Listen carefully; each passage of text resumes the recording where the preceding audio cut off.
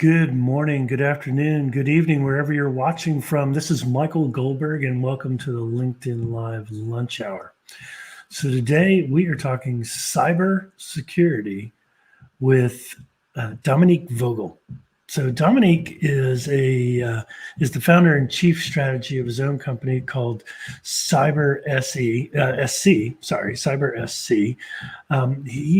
Dominic has a great amount of experience across a variety of different industries. So financial services, which we'll talk about, logistics and transportation, healthcare, government, telecom, and critical infrastructure. So he lives in Vancouver. So he's a British Columbian, up north, as I say, and he basically participates in the Vancouver security community. He's very well respected. He's been featured in different news outlets in North America and internationally on the BBC.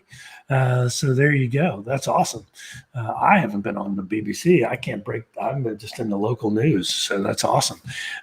He is a thought leader in the cybersecurity space, and I am just super excited to have him on. I'm going to bring him on here, share the stream. Hey, Dominic, how are you? I'm doing well, Michael. How are you doing today? All right. How was that bold introduction? That was a hell of an intro. Yeah. I was trudging along, wasn't I? Yeah.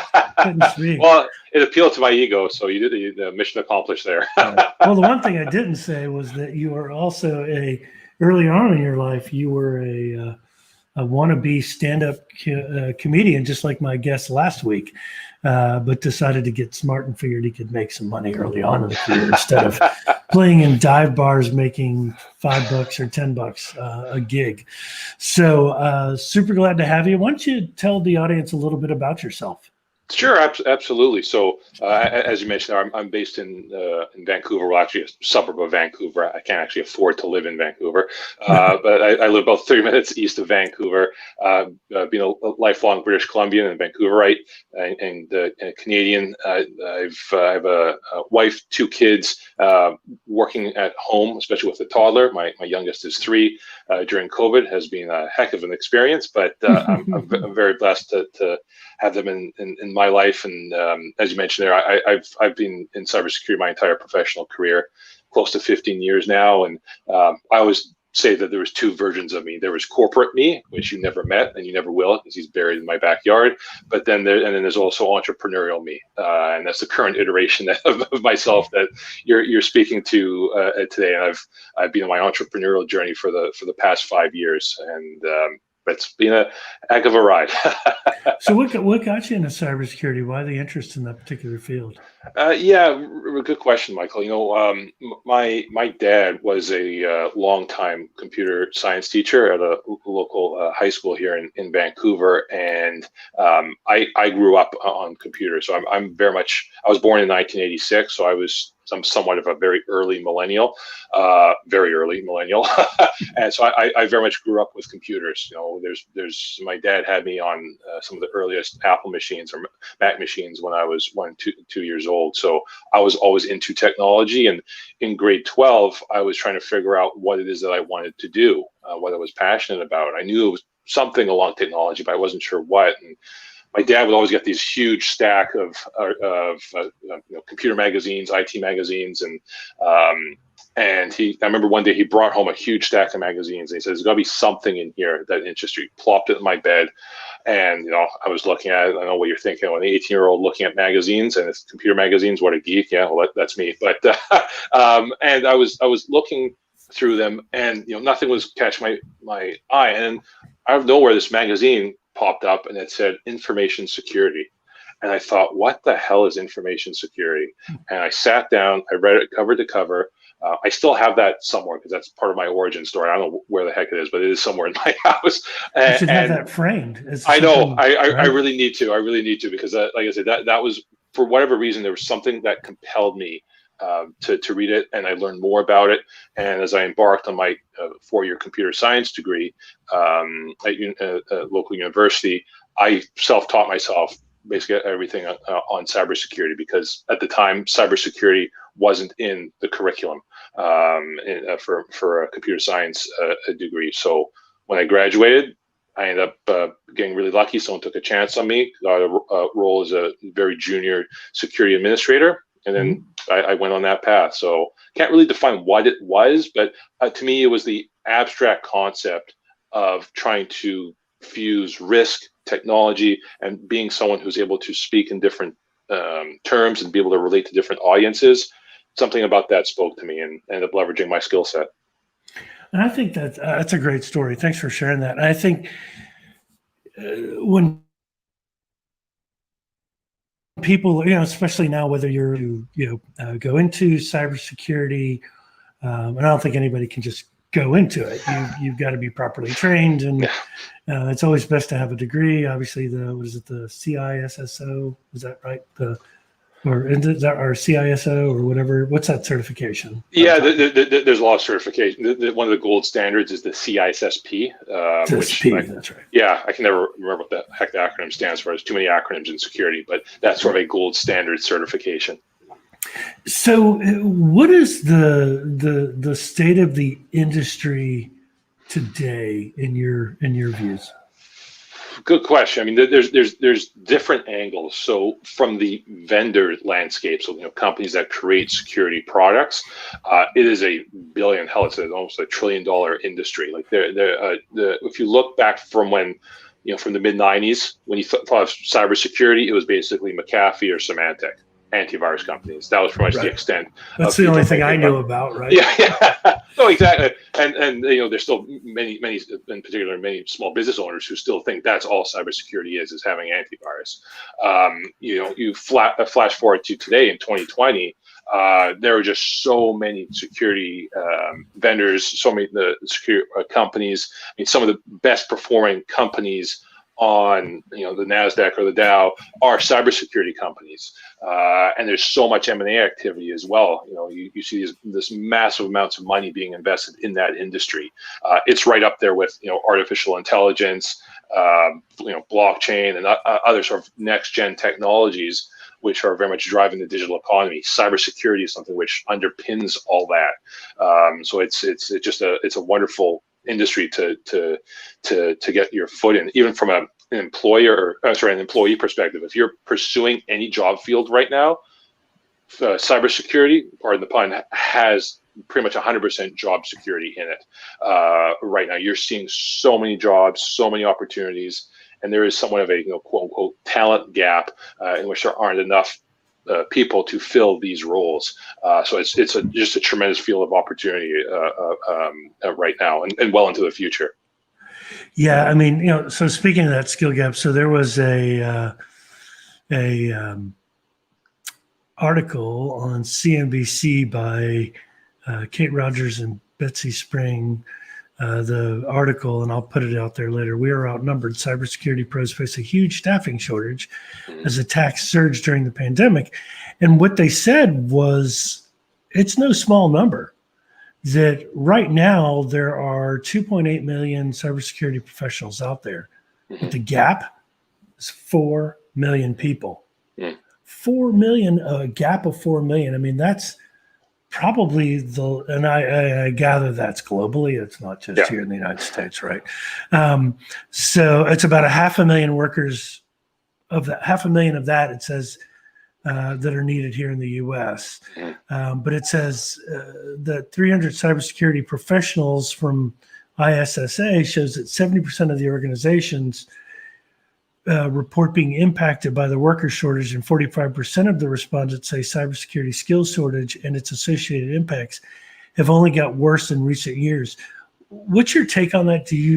Where do you see this going? And if people are interested in trying to fill that gap, where do they go to get the skills, and how do they obviously they don't have a copy of your Computer World magazine from 1980 whatever, 90 whatever. I don't want to guess your age, but was it Computer World? Was that the magazine? No, it was actually one of the first. It was issue 1 of Information Security magazine. I don't think that magazine exists anymore, but good guess though. Computer World was one of the ones I looked at. Right.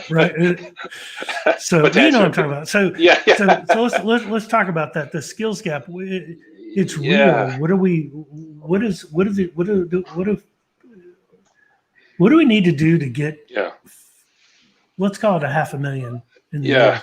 What do we do to get 500,000 people trained in this? Yeah. Or do you think because of the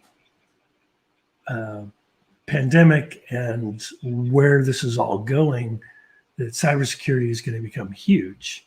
Mhm. So talk to me about that. Yeah. I mean, it's definitely a multi-pronged approach, and it's definitely much of it is a self-made problem in which we're inflicting the wounds ourselves. So what I mean by that is there's so many people who are trained and qualified, but it's very often very hard to actually get an entry-level job in cybersecurity. You have a lot of what I'll refer to as just a broken hiring practice or hiring system when it comes to cybersecurity. You have so many organizations which are always on the lookout for basically what I refer to as unicorns. Someone who has 10 years of experience on a piece of technology that's only been around for 3 years and is willing to do all that for below entry-level pay and a bunch of other stuff. Just even the job descriptions with so many organizations with cybersecurity roles are broken.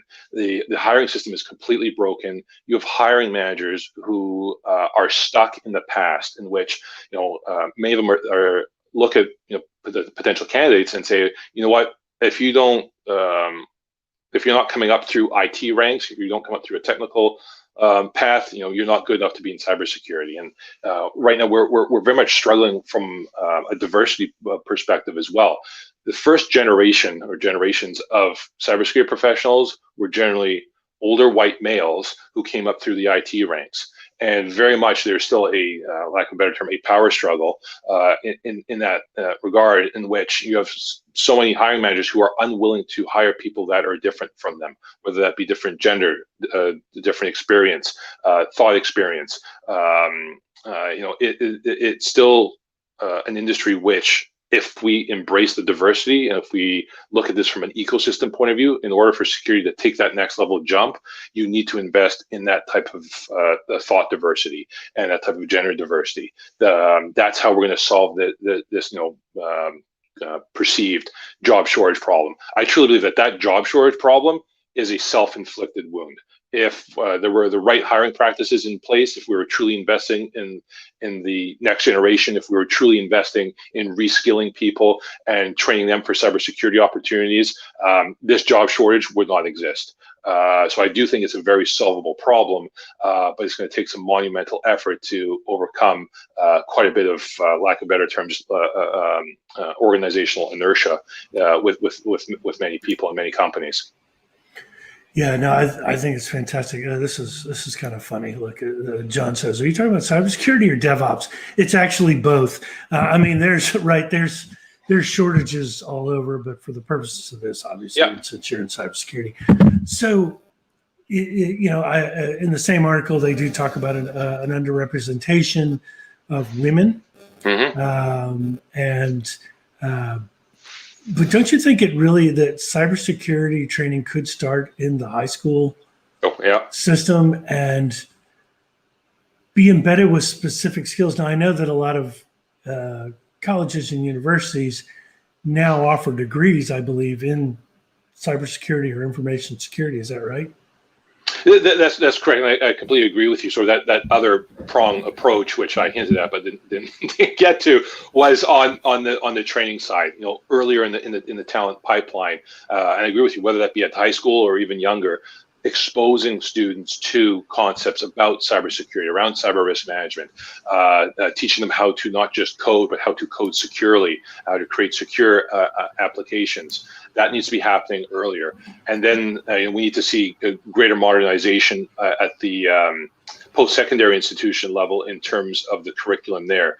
Not just having cybersecurity courses being part of a computer science degree or purely in the IT or technical wing of the university or the college. It should be broader than that. There needs to be cross exposure to business, to statistics, to risk management.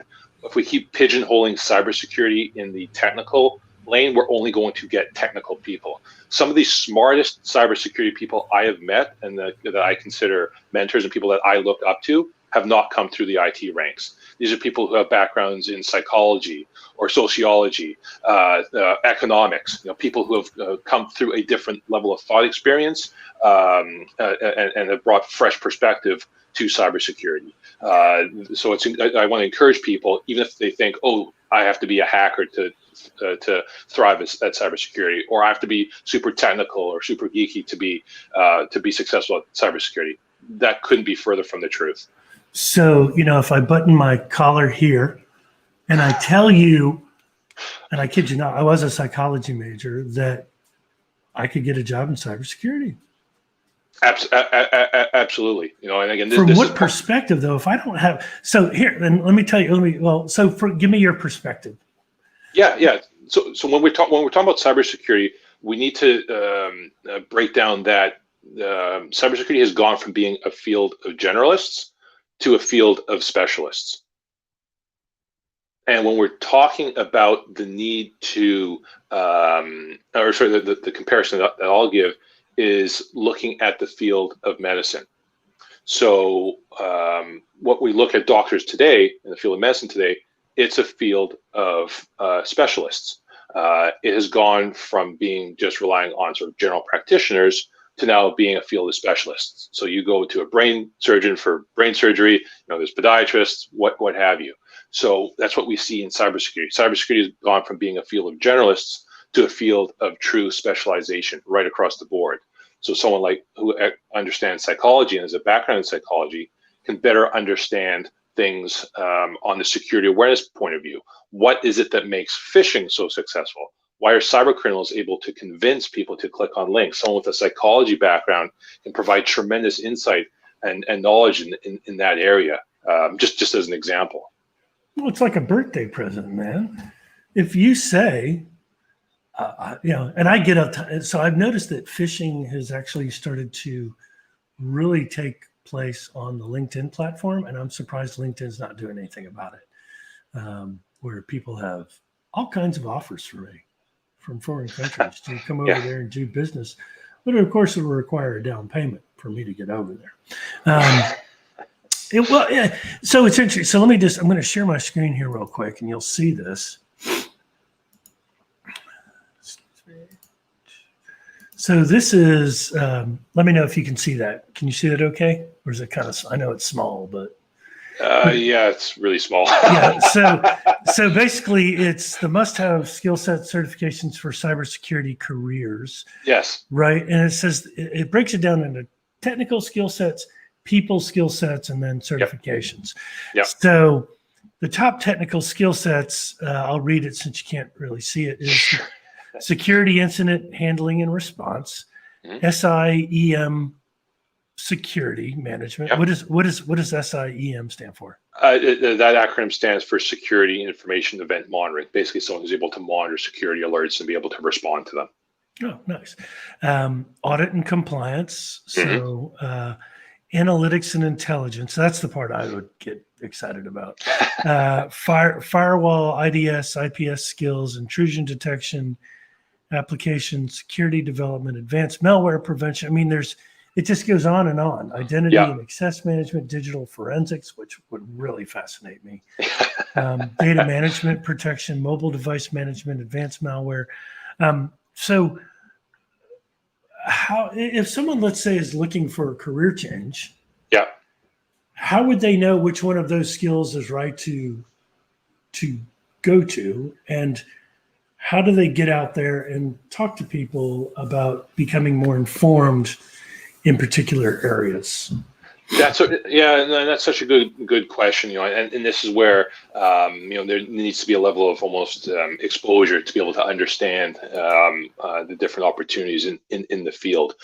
So often when I have students who reach out to me, or people who are looking to get into the cybersecurity field and looking to make a shift, one of the things I always recommend to them is either just use a platform like LinkedIn, look up different cybersecurity professionals, see what their job description is, take the opportunity to maybe even speak to some of these people as well to get a better understanding what sort of a quote unquote typical day looks like. even doing some background reading on and using like a base level certification. Security Plus is one of my favorites that I always sort of push on a lot of students or people who are interested in the field. It covers the cybersecurity spectrum at a very broad level, but it allows you to get a better understanding of sort of the different areas in cybersecurity. And when you read through that and you engage with that, you might get a better understanding of what it is that you may be more passionate, more excited about in the field. Sometimes you just have to try things out. Even using online sort of educational platforms like Udemy, looking up some courses, free or low-cost courses on cybersecurity incident handling, and engaging with that. That type of exposure again will help you better understand what it is that you like and what you don't like, because you often will have to try it out before you figure out what it is that you truly like. And even using my career trajectory as an example, when I first started, I thought I just wanted to be in the technical weeds. After about 5 years, I realized I hated the technical weeds. I wanted to become a manager or chief information security officer. Went down that path. Ended up achieving that. I hated that as well. Then I became an entrepreneur. Started doing more speaking, engaging with people, and focusing more on the risk management side and the risk communication side of cybersecurity, and dealing with small businesses. And I found my calling. It took several iterations and 10 years into my career to figure out what it was within cybersecurity that I was most passionate about and that I was most skilled in.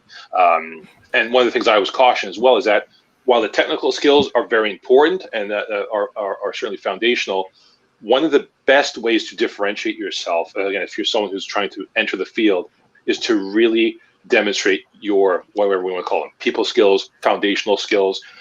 There is a drastic shortage in good people, mainly because a lot of technical people, speaking somewhat broadly, but the stereotype is true, tend to be really terrible communicators. And what the field needs more than anything is people who are capable of empathy, people who are capable of leading, people who are able to be great communicators, both verbally and written, and communicate in the way in which you are taking technical terms and then you are making them relatable to non-technical and business people. There's a huge shortage in terms of a skill set of that. So people who have, even use it as an example, English, people who have an English background, English communications degree, huge opportunity for people like that. If they have an interest in technology, interest in security, they can leverage that and become very successful very, very quickly because, like I said, it's often a skill set which evades a lot of technical people. Yeah, so this is, I'll bring it back up. So now here are the soft skills. So you've already mentioned all of these. So you're a leader. You know how to manage people. You know how to motivate the folks. You're passionate about learning. You're determined. You're collaborative. You're analytical, inquisitive, insightful. You can think hypercritically, and I want to talk about that. You're consultative, and you're a project manager. And I think that's extremely important. But tell me about being able to think hypercritically. What does that mean? Yeah. Yeah, because you said you don't have to be a hacker, but it says the cybersecurity expert thinks like a hacker or a black hat and identifies the vulnerabilities ahead of time. Well, it definitely requires people who are what I'll refer to as nonconformist, people who are capable of thinking outside the box, people who don't even see the damn box. You really need to be someone who's an unconventional thinker to be truly successful in this field, because it is so dynamic and because there are so many layers to it, and especially if we're just focusing on trying to stay one step ahead of the quote unquote criminals, the cyber criminals, the bad guys. That requires a lot of unconventional thinking, and to be able to take a whole bunch of different data points and to be able to draw conclusions from that. I think that for people who are very creative, and this is why we see people who are very neurodiverse be very, very successful in this field. Some of the sharpest cybersecurity minds that I know are experience neurodiversity. So whether they're autistic or they have some other neurological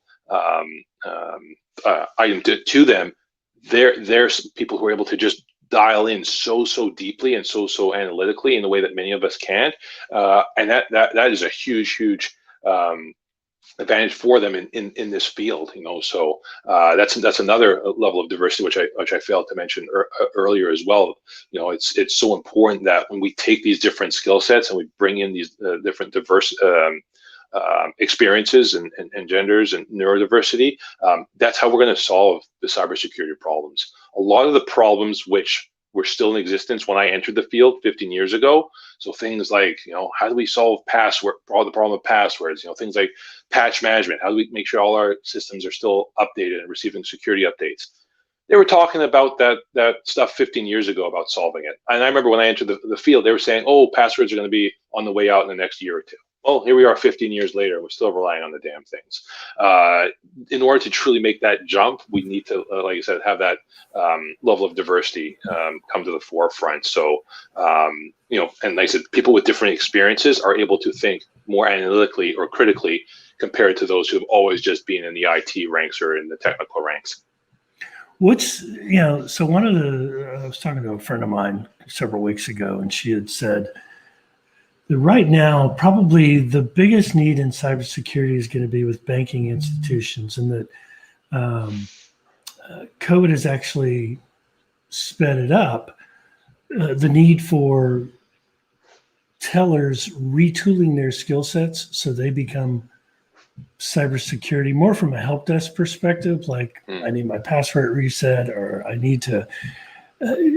What have you heard about that, if anything?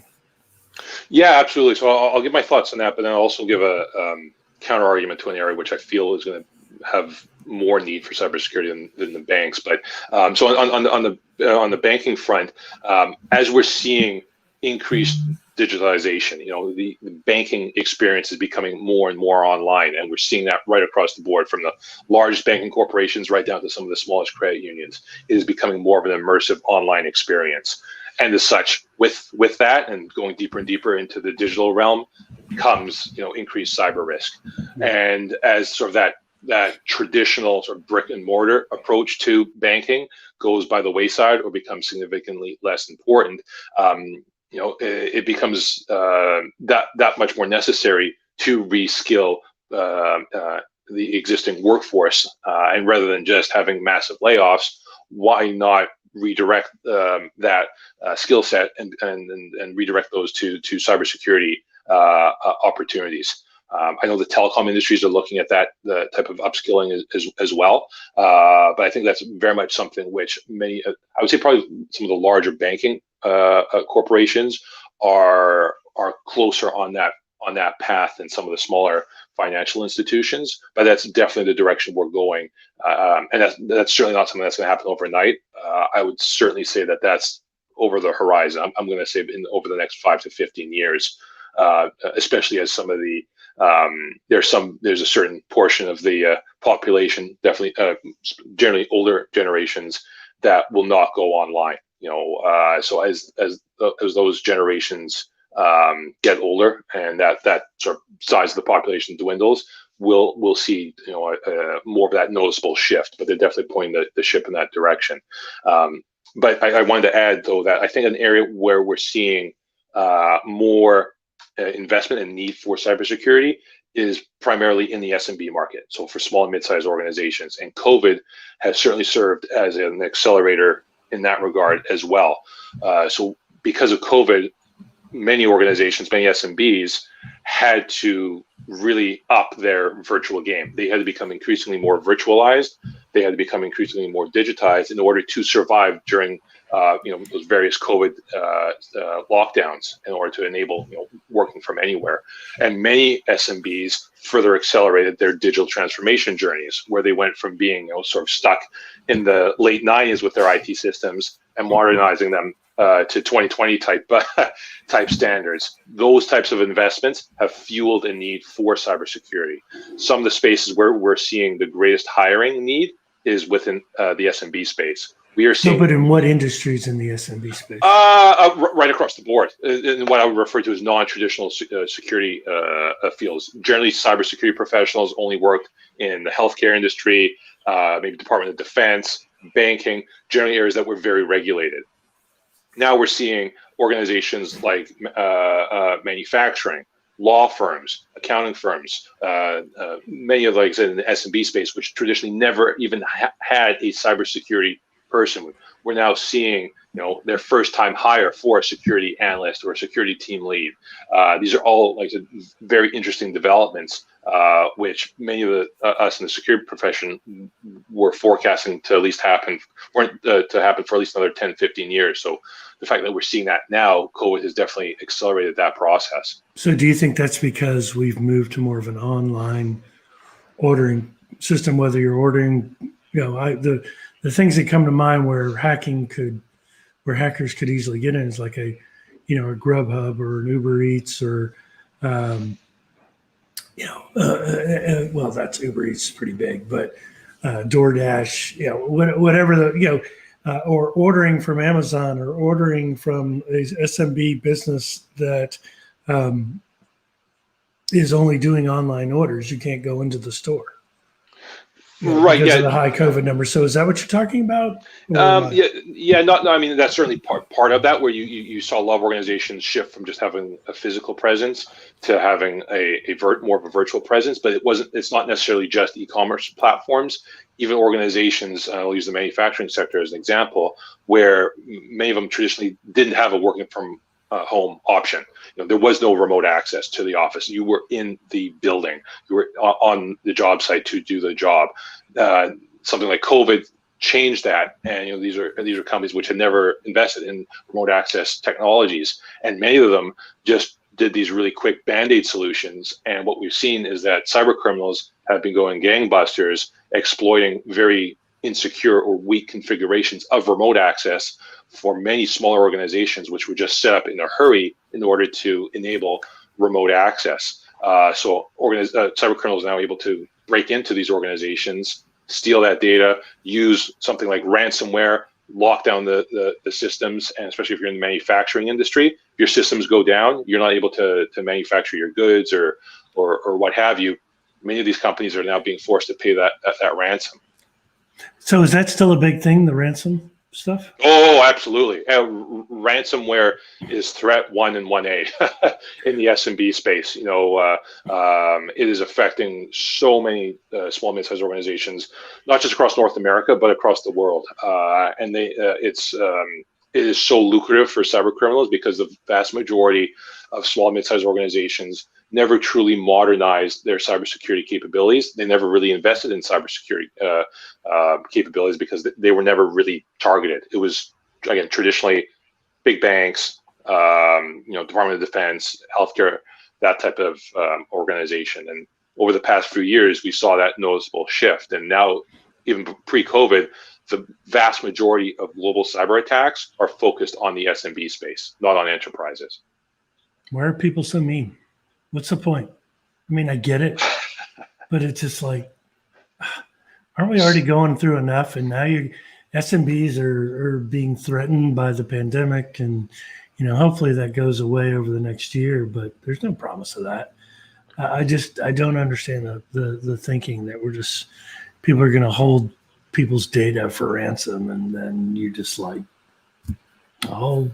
whatever they do with it. It's just, are they making ridiculous money?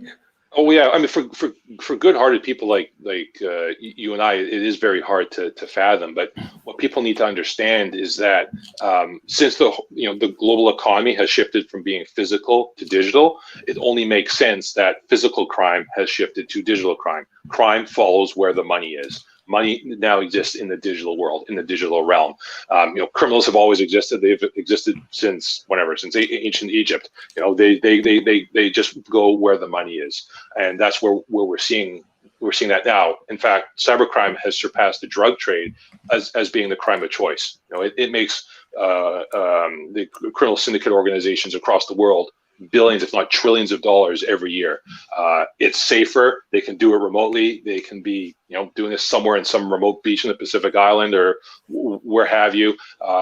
We are up against professionals when it comes to cybercrime. We're not dealing with, pissed off teenagers or amateurs. This is a professional game, and we collectively, businesses, law enforcement, our various levels of government need to step their game up. And from a defensive point of view, we need to be more professional in terms of how we're protecting our organizations and businesses. Yeah, I think there's a lot. I think there's a lot to take in there with that, and it's going to be super interesting to see where this industry goes. So, like most things, when you get on these calls, you don't think you worry about filling up the time, but we've been going for 40 minutes now, or 35 minutes, and so want to wrap up there. Just want to see if our audience has any last minute questions. I know we had several people on. We had more than several people, but thank you to Leah Rose Ramsey for commenting. John Rigler, thank you. Now John came back and said this, and I want to get your feelings. He says, "I'm a hacker. I'm a nonconformist. Publish arbitrary data into altcoins." Is that like a Bitcoin kind of thing? I think it's virtual currency. What do you think about what he's saying here? I just want to make sure I understand the question in terms of like opportunities, or. Well, that's what I was trying to figure out. See if it makes sense. Companies actually have to want to hire someone like me, and while they think they want someone like me, the directors and VPs have to not nix hires that actually are critical of things. Mm-hmm. So the way I read that is that mean that when they get into organizations, it's not all what it appears to be? Or what? Well, I think this goes back to a point I made earlier around that we're in this transition zone where, in order to truly solve that sort of global hiring shortage or talent shortage, organizations need to modernize their hiring approach. They need to. Yes, they do. Right. They need to truly. There are talented people who want to have opportunities, and I can't tell you how many students I know who come up to me and say, we're trying to get jobs, but we're not able to. So that's why I always somewhat, chortle or sneer when I hear about the talent shortage. The shortage is that there's a shortage of right-minded hiring managers and HR leaders who are not modernizing their approaches. And what I truly believe is that there's a competitive advantage here. The organizations that are the first to modernize their approaches in terms of how they hire for cybersecurity professionals, they will be at a competitive advantage compared to their competitors over the next 5-10 years. Investing in a very strong and diverse cybersecurity team for your organization will be a critical business imperative moving forward. It sounds like it's a job for you and me. That we need to fix this, right? Yes, that's why I try to go on as many shows as possible. We have to pretty much bridge this awareness, make people more aware, and we tackle this one person at a time. Well, I'll tell you, they got to fix the whole candidate experience thing and treat people right, whether you're in cybersecurity or not. Yeah. Once they get over that, then they can incorporate that. But I think you're right. I think. Because I remember I used to recruit. I did some security recruiting at a couple of the companies that I worked for when I was in corporate, and the people that I worked with, I just had to make sure that they understood that these people could, what were the right skills that they had, and if I put somebody in front of you, do you know what you're looking for? And so we had worked to build that out. To say, hey, look, here's what I'm looking for: my security people, my DevOps people, my infrastructure people. And we build out personas are what they're called. It's the common name for them, right? Yes. It's hiring personas. So, Dominic, it's been real. And by the way, John said, I agree. You understand what I am saying. So, of course, techie to techie, you two can talk to each other and know exactly what the hell the other person's saying. So that's awesome, though. So how do people reach out to you? I'm always active on LinkedIn. I'm the only Dominic Vogel out there. If people want to reach out, again, either on LinkedIn, you hang out in the dumpster fire that is Twitter. You can find me there at Dom Vogel, or you can email me, dvogel@cyber.SC. But for any of your listeners and viewers, if they want to reach out, please, I always like it when people reach out. feel free to reach out anytime. Definitely. Well, you've been a fantastic guest today, and I so appreciate it. I know it's, well, it's 10 o'clock there, so you're probably up. And I know you got a little one that wakes up early, so it's great. So I appreciate it. So everybody, thanks for tuning in today. Again, my guest was Dominic Vogel, and Dominic, if you could just hold on for a second here while I end the broadcast. So I hope everybody do stay inside. Don't go out. There's no reason to go out. Wear a mask. Be safe, right? This is a terrible time for us, especially during the holiday season. But I would suggest you do get in touch with Dominic, especially if you're interested in the field. And we'll be back next Tuesday with another great guest. Have a terrific day.